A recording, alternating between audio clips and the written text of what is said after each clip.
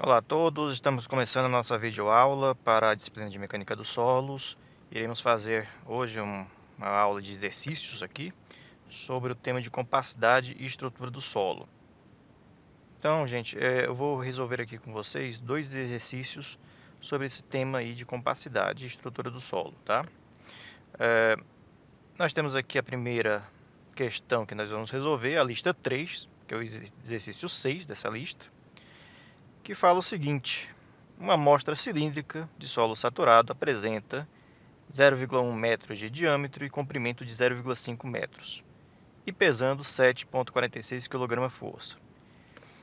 Os ensaios de laboratório determinaram as seguintes características geotécnicas. Aí deu a umidade de 18%, o peso específico seco máximo de 21 kN por metro cúbico, o peso específico mínimo de 14 kN por metro cúbico. Determine o índice de compacidade e classifique o solo quanto a essa compacidade. Então, gente, o que nós temos aqui? Nós temos uma amostra cilíndrica, 10 centímetros de diâmetro, 50 centímetros de comprimento e o peso aí de 7,46 kg-força. A questão me dá a umidade de 18% e os pesos específicos máximos e mínimos, né? De 21 o máximo e de 14 o mínimo. Então, pessoal, vamos calcular aqui primeiramente o volume dessa amostra, né? Que é o volume de um cilindro. Jogando aqui os valores em metros mesmo, nós vamos ter que o volume deu 3,93 vezes 10 a menos 3 metros cúbicos. Ok. Feito o cálculo do volume, vamos calcular, gente, o gama saturado desse solo, uma vez que o próprio enunciado diz que o solo está saturado. Ok? Então, o gama sat, né, o gama natural no seu estado saturado, é o peso total dividido pelo volume total. Ora, o peso total, a questão me dá, que é 7,46. O volume total é o volume do cilindro que a gente acabou de calcular.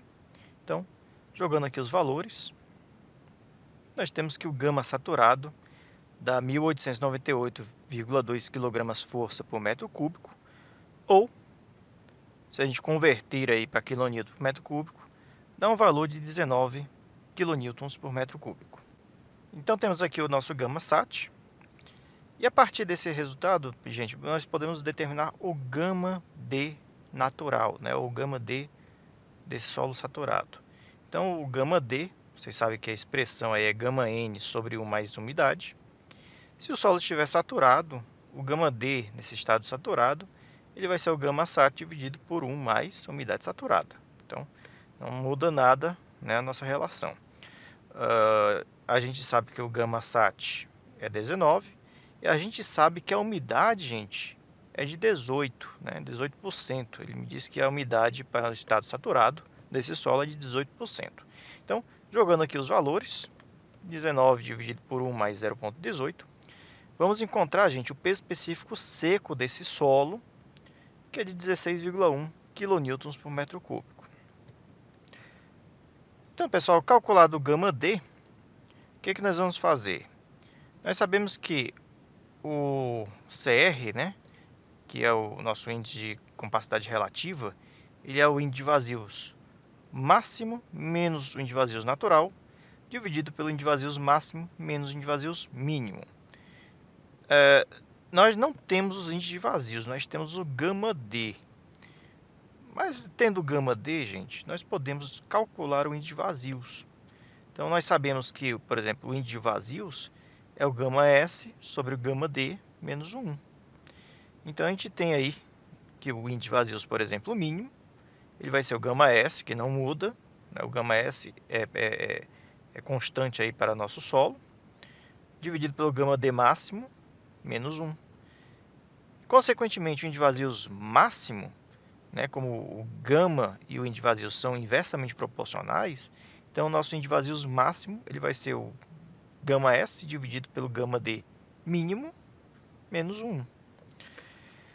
Então, gente, substituindo aqui na nossa expressão, o CR ele vai ser igual a o índice de vazios máximo, que nada mais é do que o gama S sobre o gama D mínimo menos 1,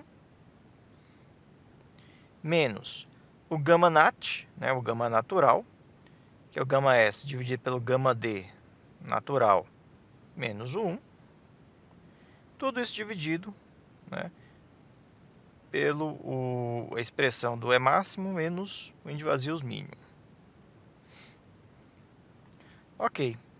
O 1 aqui, gente, aqui no sinal de menos, vai trocar os sinais aqui dessa minha expressão no parênteses, então aqui vai ficar mais, aqui é menos, menos 1 com mais 1, ele vai cancelar. Então essa nossa expressão ela fica simplificada da seguinte maneira.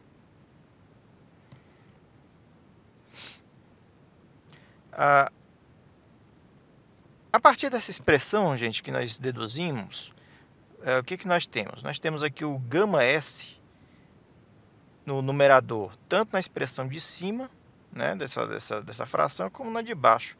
Eu posso cancelar o gama S em todas as expressões, dividindo um pelo outro. Então, o nosso CR, gente, ele vai ser 1 sobre o gama D mínimo, menos 1 sobre o gama D nat, dividido por 1 sobre o gama D mínimo, menos 1 sobre o gama D máximo. Os gamas nós temos todos, então basta substituir os valores. 1 sobre 14 menos 1 sobre 16,1, que é o gama D natural, dividido por 1 sobre 14 menos 1 sobre 21. Calculando aqui, o CR vai ser de 39,1%. Ele pede, classifica o solo quanto à compacidade. Então a gente vai lá para aquela tabelinha, onde nós temos o parâmetro CR, né? Como ele deu um valor de 39,1, o CR está entre 0,33 e 0,66. Então nós temos aí uma classificação de compacidade, né, média.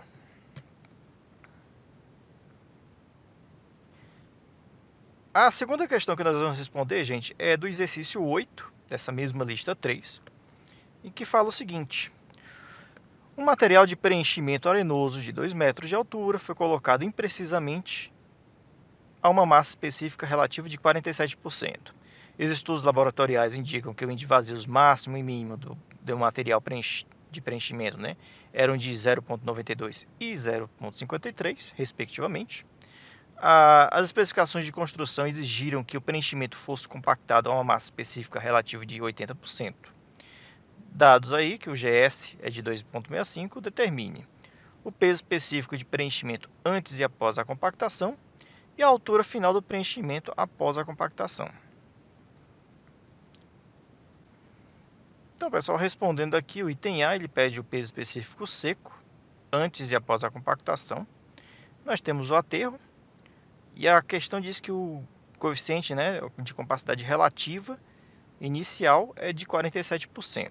E esse aterro tem 2 metros de altura. Ele me diz ainda na questão que o índice de vazios máximo é 0,92 e o mínimo é de 0,53. O GS também é dado no valor de 2,65. Então, pessoal, o que nós vamos fazer? Para antes da compactação, vamos ver aqui a expressão do CR. Né? O CR, coeficiente aí de compacidade relativa, relacionado aí aos índices de vazios máximos e mínimos e naturais, né? Como a gente está vendo aí. Nós temos aqui o índice de vazio máximo, nós temos o índice de vazios mínimo, nós temos o CR antes da compactação, que é 47%. Então, substituindo aqui na expressão, nós encontramos o índice de vazios natural. Então, jogando aqui os valores na nossa equação e calculando, nós vamos ter que o índice de vazios natural é de 0,737. Ok, encontramos o índice de vazios natural.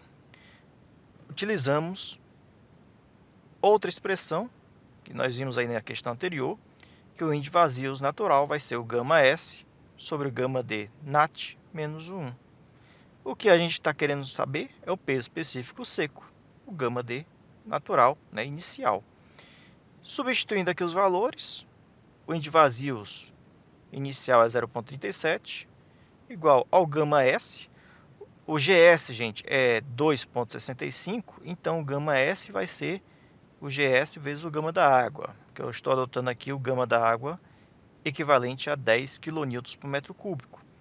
Então, o nosso γS vai ser de 26,5 kN por metro cúbico, dividido pelo γd natural, menos o 1.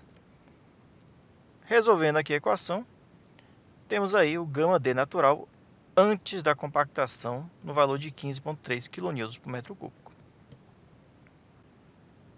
Então, pessoal, após a compactação, o que vai acontecer? O aterro ele vai reduzir de altura, ele vai ter um coeficiente de compacidade relativa de 80%, e a altura, eu não sei quanto é que é, certo? A gente vai ter que calcular depois. Então, após a compactação, gente, ele me dá a expressão aí, né? Ele me dá o valor do CR. Basta jogar novamente na nossa expressão do jeito que nós fizemos para antes da compactação e encontrar que o índice de vazios natural é de 0,608. E aí refazemos os cálculos, né, para esses valores. Então, mais uma vez, o índice de vazios natural vai ser o γS sobre o γd menos 1. Substituindo aí os valores, nós vamos ter que o γd natural é 16,5 kN por metro cúbico.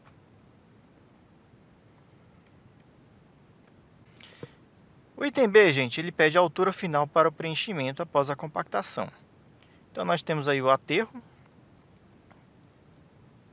na sua condição inicial, né? O γd a gente acabou de calcular, deu 15,3 kN por metro cúbico. A altura deu 2 metros. Então, gente, vamos considerar aqui, para esse aterro, que ele está abrangendo uma área A, certo? Então, o que nós vamos ter? O γd1, né, o peso específico seco inicial, ele nada mais é do que o peso das partículas sólidas, PS, dividido pelo volume total. Ok. Esse γd1, gente, ele vai ser igual a PS dividido pelo volume total. O volume total, gente, nada mais é do que a área da base vezes a altura, tá? Então, vamos considerar aqui, gente, o volume igual a A vezes H1. O H1 aqui seria 2 metros, tá? Então, gente, substituindo os valores, 15,3 vai ser igual ao PS, que eu não sei, dividido pela área, que eu não sei, vezes o H1, que é a altura inicial do aterro, que é 2 metros. Então, nós vamos chegar, gente, à expressão que PS sobre área vai ser de 30,6. Ok. Para que isso? A situação 2, gente, nós temos aí o peso específico um pouco maior do que o peso específico inicial, porque a gente sofreu uma compactação. Então, o γd, né, final, ele vai ter 16,5 kN por metro cúbico. E a altura 2 é o que a gente está querendo descobrir, né, a altura final desse aterro. Então, pessoal, também iremos considerar aqui uma área A, porque, enfim, a camada ela apenas sofreu uma compactação. A área de abrangência aqui desse aterro, gente, praticamente não teve mudanças significativas, né? Então, o γd2, o peso específico seco, na situação final, vai ser o PS dividido por V. O γd2, gente, nós calculamos no item A, deu 16,5. O PS não muda. O peso das partículas sólidas é inalterado da situação inicial para a situação final, dividido pela área A. A área A também não muda da situação inicial para a situação final.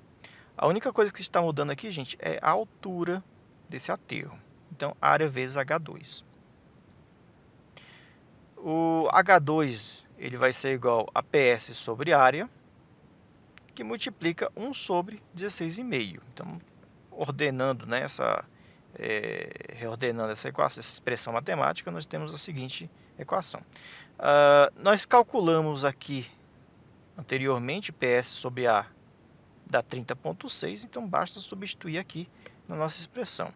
Então, H2 vai ser 30,6 vezes 1 sobre 16,5. Ou seja, H2 aí vai ser de 1,85.